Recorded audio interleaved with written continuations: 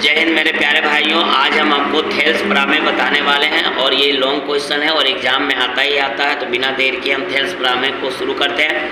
Question क्या पूछेगा? Question पूछा जाएगा कि सिद्ध करें कि थेल्स प्रामे को, है ना, सिद्ध कीजिए थेल्स प्रामे, या प्रमाणित करें थेल्स प्रामे, या प्रूफ दैट थेल्स प्रामे, है ना। इसका लॉन्ग क्वेश्चन कैसे बनाया जाता है? लॉन्ग क्वेश्चन में कहा जा सकता है आपको कि यदि किसी त्रिभुज की एक भुजा के समानांतर अन्य दो भुजाओं को भिन्न भिन्न बिंदुओं पर प्रतिच्छेद करने के लिए एक रेखा खींची जाए तो ये अन्य दो भुजाएं एक ही अनुपात में विभाजित हो जाती है। ये लॉन्ग क्वेश्चन है ना। इसका थेल्स प्रामे का विस्तार रूप से यही है। अब इसको हम सिद्ध करते हैं। सिद्ध करने के लिए सबसे पहले आपको क्या करना पड़ेगा? एक त्रिभुज बना लेना पड़ेगा ना। ए बी सी क्या बना लेना पड़ेगा आपको? एक त्रिभुज ए बी सी आपको एक त्रिभुज बना लेना पड़ेगा। और जैसा कि हम लिख दिया है ए बी सी एक त्रिभुज है जिसमें BC के समानांतर D खींचे। BC है उसके समानांतर क्या खींचना पड़ेगा? D, है ना। BC के समानांतर क्या खींचना पड़ेगा? BC के समानांतर आपको D खींचना पड़ेगा। जैसा हम खींच दिए हैं BC के समानांतर D, और हम लिख भी दिए BC के समानांतर D खींचा। एक n रेखा दो भुजाओं को AB और AC को क्रमशः D और E पर काटता है ना। AB को कहाँ काट रहा है? D पर, और AC को कहाँ काट रहा है? E पर। ये काट रहा है। अब सिद्ध करना है। क्या सिद्ध करना है? थेल्स प्रामे में आपको यही सिद्ध करना पड़ता है कि AD बट्टा ये DB बराबर E सिद्ध करना पड़ता है AE बट्टा EC। ये रचना करना पड़ता है ना, थोड़ा सा रचना करना पड़ता है। रचना क्या किए? B को E से, है ना, B को E से और C को D से मिला दिया, और C को किससे मिला दिया? D से मिला दिया।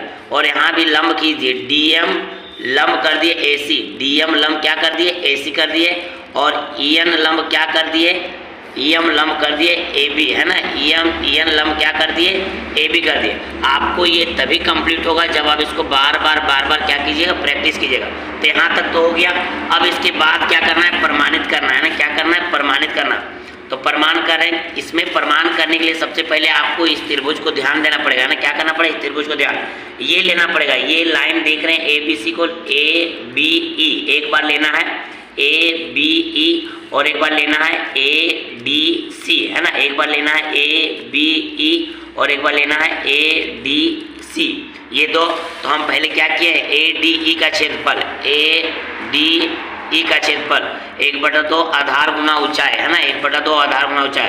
तो 1/2 का 1/2 आधार कितना है? AD। आधार कितना है? ADE में आधार कितना है? AD। और ऊंचाई कितना है? ऊंचाई है EN, है ना। ऊंचाई कितना है? EN। शीर्ष से भुजा पर डाला गया लंब क्या होता है? ऊंचाई होता है। तो ऊंचाई क्या हो गया? EN हो गया। सही है। इसी प्रकार BDE लीजिए। क्या लीजिए? BDE। अभी हम बताए ना, पहले इधर से लेना है ना। पहले क्या करना है? इधर से लेना है। तो क्या हो जाएगा? इधर से लीजिएगा तो BDE 1/2 आधार गुना ऊंचाई, इसमें भी होगा। तो 1/2 आधार BD में क्या होगा? ये BD आधार हो गया। ऊंचाई क्या हुआ? EN हो गया। अब उसी को क्या कर दिए? एरिया AD मतलब क्षेत्रफल AD बट्टा क्षेत्रफल BD। तो ADE वाला था, BDE वाला था, लिख दिए। 1/2 इसका था E वाला, लिख दिए। इसका था E वाला, लिख दिए। अब 1/2 कट गया, ये कट गया, बचा क्या आपका? AD और DB, लिख दिए AD बट्टा DB। पुनः इसी प्रकार क्या किए? पुनः इसी प्रकार एरिया ADE, देखिए ADE बट्टा DEC। अभी हम बताए ना, एक बार इसको लेना, ये इधर लेना, एक बार इधर लेना, है ना। तो क्या हो जाएगा? DEC वही लगा देना है। ADE का क्षेत्रफल क्या होता है? 1/2 आधार गुना ऊंचाई, है ना।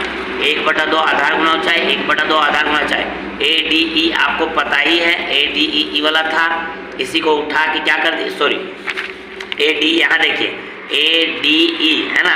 1/2 आधार कितना ले लिया? अब आधार ले लिए आपका AE, है ना। आधार के लिए क्या ले लिए? AE ले लिए। और ऊंचाई क्या ले लिए? DM।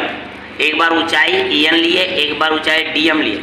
उसके बाद DEC देखिए, DEC देखिए, इसमें क्या है? आधार क्या है इसका? EC है।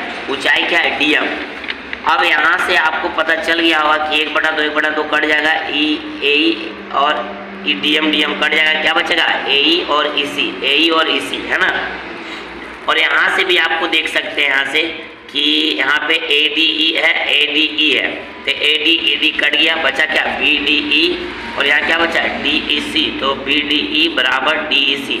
समीकरण 1 और 2 से, है ना, यहाँ लिख सकते हैं कि एक ही आधार और एक ही समानांतर रेखाओं के बीच स्थित त्रिभुज जो होता है क्षेत्रफल में बराबर होते हैं, तो ये बराबर हो गया। तो समीकरण 1 और 2 से लिख देना है AD/E, तो इस तरह से क्या होगा, ये प्रूफ हो जाएगा। तो आशा है आपको समझ आ गया होगा, है ना, और कमेंट बॉक्स में कमेंट करके बताइएगा, नहीं समझ आएगा तो फिर से हम इसको बता देंगे। तो इसको अच्छा से कंप्लीट कर लेना है, ये आपके लिए इम्पोर्टेंट है। थैंक यू, जय हिंद।